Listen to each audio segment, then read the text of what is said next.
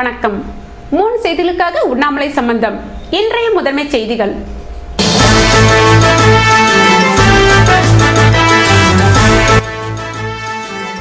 பிரான்சுக்கான இந்திய தூதர் பிரான்சுவா ரிஷியை புதுவை அமைச்சர் ராஜவேலுவுடன் சந்திப்பு. பாரம்பரியமிக்க இடங்களை மேம்படுத்த ஆலோசனை.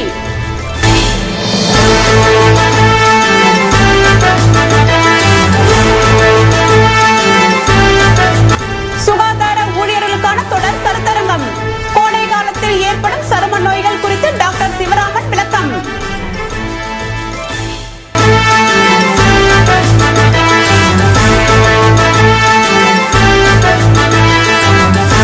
லட்சுமி ஹைக்ரீவர் கோவில்களில் லட்சார்ச்சனை. பொது தேர்வெழுதும் மாணவ மாணவிகள் பெற்றோருடன் பங்கேற்று சிறப்பு பூஜை.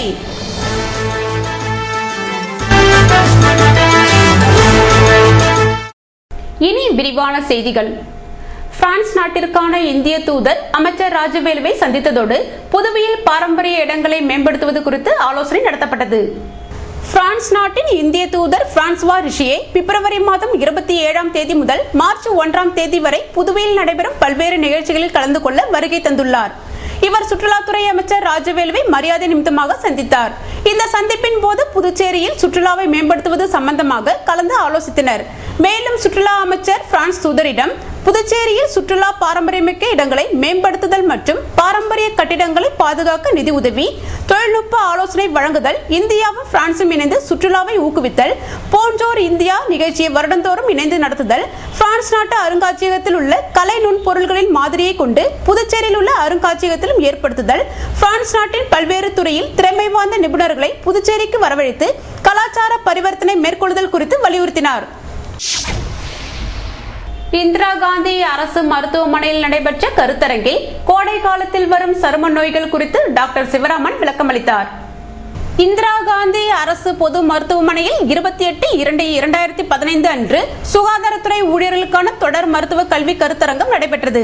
டாக்டர் சிவராமன் கோடை காலத்தில் வரும் சரும நோய்கள் என்கிற தலைப்பை பற்றி இந்த கருத்தரங்கில் விளக்கினார். இதில் கோடை காலத்தில் வரும் சரும நோய்கள் பற்றியும் அதனை தடுக்கும் வழிமுறைகள் பற்றியும் விளக்கமாக எடுத்துரைத்தார். சுகாதார ஊழியர்களின் சந்தேகங்களுக்கும் விளக்கமளித்தார்.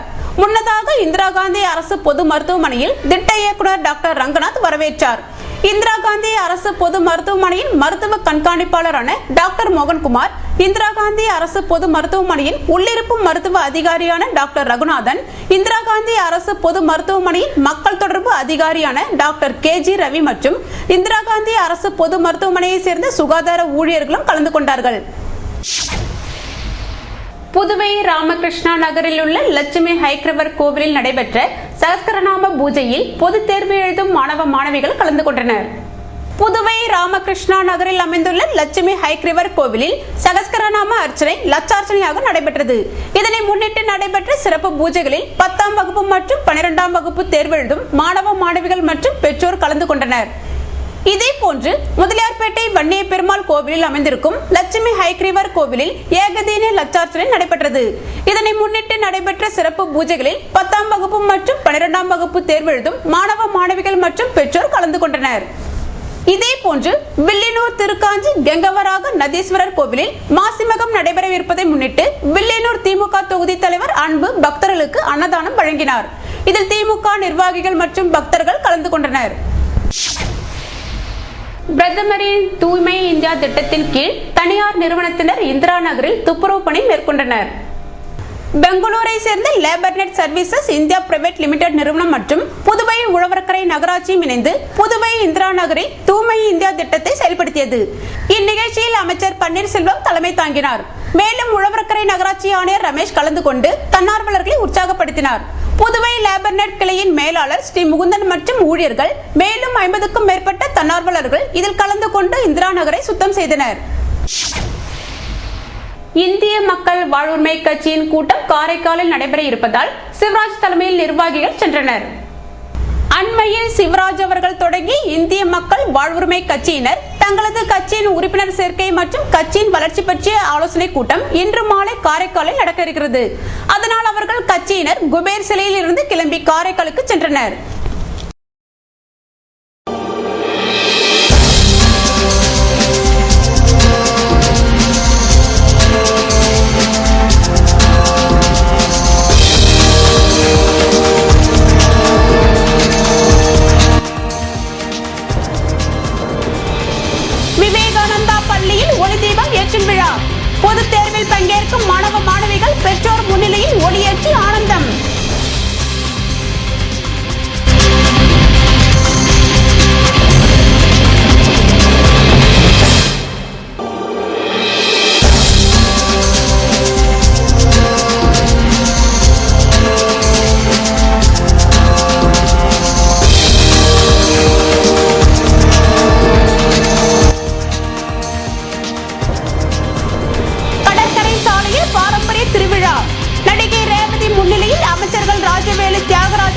கொட்டி துவக்கி வைத்தனர். விவரம் விளம்பர இடைவெளிக்கு பிறகு.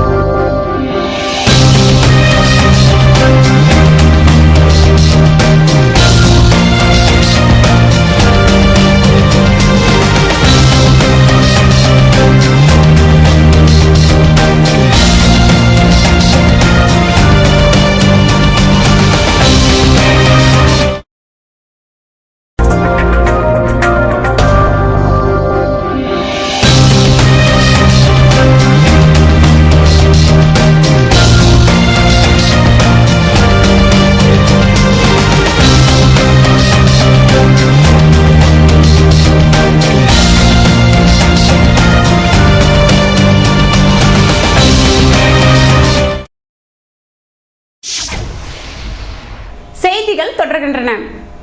வில்லியனூர் சுல்தான்பேட்டையில் நடைபெற்ற சமூக கல்வி விழிப்புணர்வு கருத்தரங்கில் பலர் பங்கேற்றனர். அபுசாலி அறக்கட்டளை சார்பில் அவ்வல் மழலையர் பள்ளி திறப்பு விழா மற்றும் சமூக கல்வி விழிப்புணர்வு கருத்தரங்கம் சுல்தான்பேட்டையில் நடைபெற்றது. பள்ளிவாசல் இமாம் முகமது மூசா தலைமை தாங்க பள்ளி தலைவர் தாஜுத்தைன் முன்னிலை வகித்தார். அஷ்டக் கல்வி குழும தலைவர் நஜீர் அகமது வரவேற்புரையாற்ற அபுசாலி அறக்கட்டளை நிறுவனர் ஷபீர் அகமது அறிமுக உரையாற்றினார்.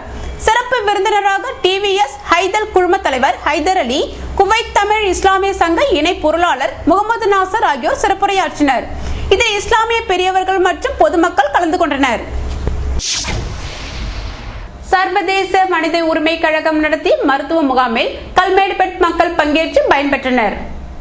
சர்வதேச மனித உரிமைகள் கவுன்சில் தென்னிந்திய தேசிய தலைவர் தணிகவேல், புதுச்சேரி மாநில தலைவர் பாலமுருகன் ஆகியோர் முன்னிலையில் ஸ்ரீ வெங்கடேஸ்வரா மருத்துவமனை மற்றும் வாசன் கண் மருத்துவமனை இணைந்து ஊசுடு தொகுதி கல்மேடுபேட் மாரியம்மன் கோவிலில் நடத்திய மாபெரும் இலவச மருத்துவ முகாமை ஊசுடு தொகுதி கல்மேடுபேட் மாரியம்மன் கோவிலில் நடத்திய மாபெரும் இலவச மருத்துவ முகாமை ஊசுடு தொகுதி எம்எல்ஏ கார்த்திகேயன், இந்திரா நகர் தொகுதி காங்கிரஸ் பிரமுகரும் சமூக சேவகரும் ஆகிய தயாளன் துவக்கி வைத்தனர். முகாமில் ஏராளமான பொதுமக்கள் கலந்து கொண்டு சிகிச்சை பெற்று பயனடைந்தனர். புதுவை விவேகானந்தா பள்ளியில் நடைபெற்ற ஒளியேற்றும் நிகழ்ச்சியில் பொதுத் தேர்வு எழுதும் மாணவ மாணவிகள் கலந்து கொண்டனர். புதுச்சேரி செல்லப்பெருமாள்பேட்டை விவேகானந்தா மேல்நிலைப் பள்ளியில் ஆண்டுதோறும் பொதுத் தேர்வு எழுத செல்லவிருக்கும் 12ஆம் வகுப்பு மாணவ மாணவியருக்கு ஒளி தீபம் வழங்கி வாழ்த்தி அனுப்பும் விழா நடைபெறும். இவ்வாண்டும் வாழ்த்துளை வழங்கும் விழா பள்ளியின் சரஸ்வதி மகாலில் வெள்ளிக்கிழமை நடைபெற்றது. விழாவின் சிறப்பு விருந்தினராக புதுச்சேரி காரைக்கால் ஔவையார் அரசு மகளிர் கலைக்கல்லூரி முதல்வர் முத்துக்குமாரசாமி, அவரது துணைவியார் வச்சலா கலந்து கொண்டனர்.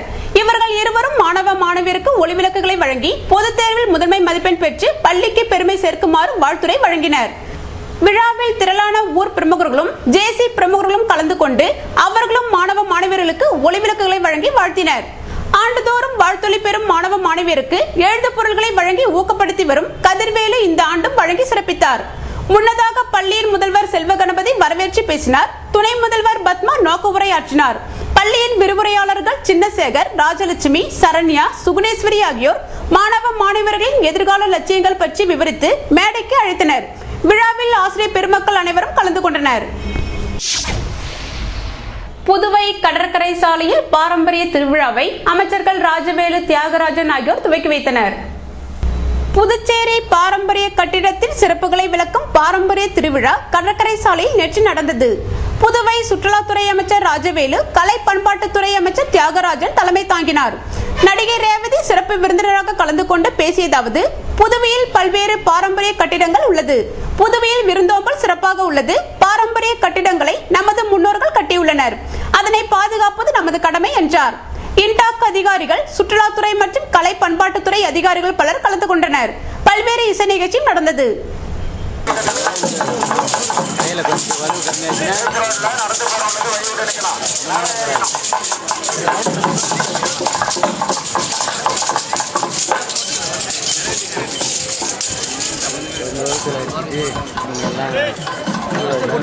உள்ள வருதானே மட்டும்தான்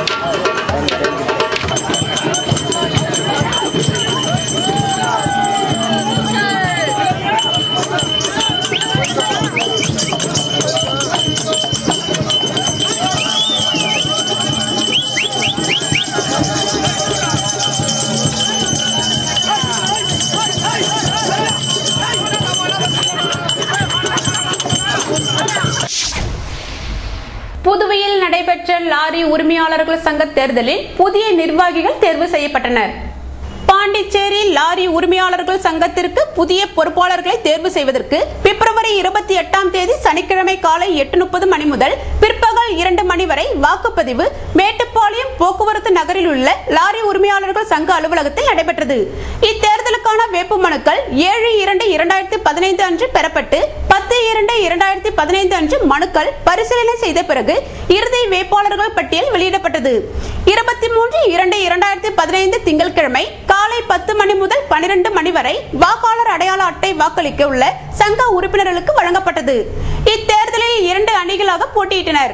தலைவர், செயலாளர், பொருளாளர், துணைத் தலைவர்கள், துணை செயலாளர்கள் என்று ஒவ்வொரு அணியிலும் 7 நபர்கள் வீதம் மொத்தம் 2 அணிகளாக 14 நபர்கள் போட்டியிட்டனர். சனிக்கிழமை காலை 8:30 மணி முதல் 2 மணி வரை வாக்குப்பதிவு நடைபெறும். வாக்குப்பதிவு முடிந்தவுடன் வாக்குகள் எண்ணப்பட்டு முடிவுகள் அறிவிக்கப்பட்டன.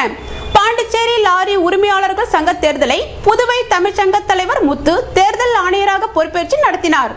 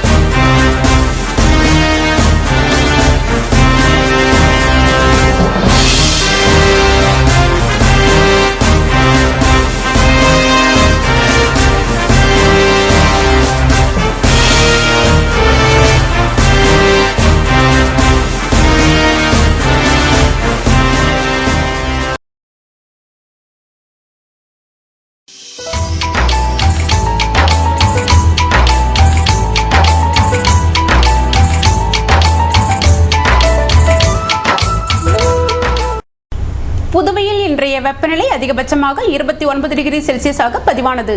நாளைய வானிலை 30 டிகிரி செல்சியஸாக காணப்படுவதுடன் இரவில் குளிருக்கு வாய்ப்பிருப்பதாக வானிலை மையம் தெரிவித்துள்ளது. புதுவை கடற்கரையிலிருந்து சுமார் 50 கிலோமீட்டர் தூரம் வரை இன்று 3 அடியாக காணப்பட்ட கடலலை உயரம் நாளை 2 அடியாக காணப்படும் என்றும் தென்மேற்கு திசையிலிருந்து 21 கிலோமீட்டர் வேகத்தில் காற்று வீசும் என்று சென்னை வானிலை மையம் தெரிவித்துள்ளது.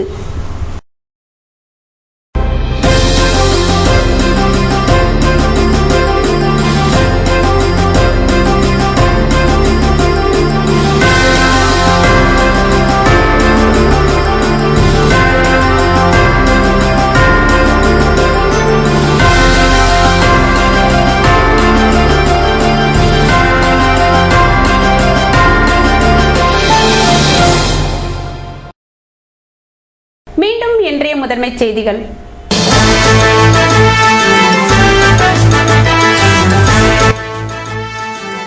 பிரான்சுக்கான இந்திய தூதர் பிரான்சுவா ரிஷியை புதுவை அமைச்சர் ராஜவேலுவுடன் சந்திப்பு. பாரம்பரியமிக்க இடங்களை மேம்படுத்த ஆலோசனை.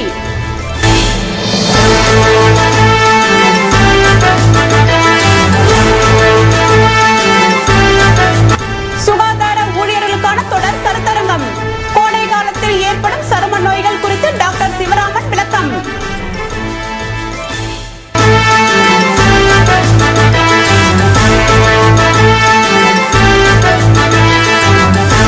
லட்சுமி ஹைக்ரீவர் கோவில்களில் லட்சார்ச்சனை. பொது தேர்வெழுதும் மாணவ மாணவிகள் பெற்றோருடன் பங்கேற்று சிறப்பு பூஜை.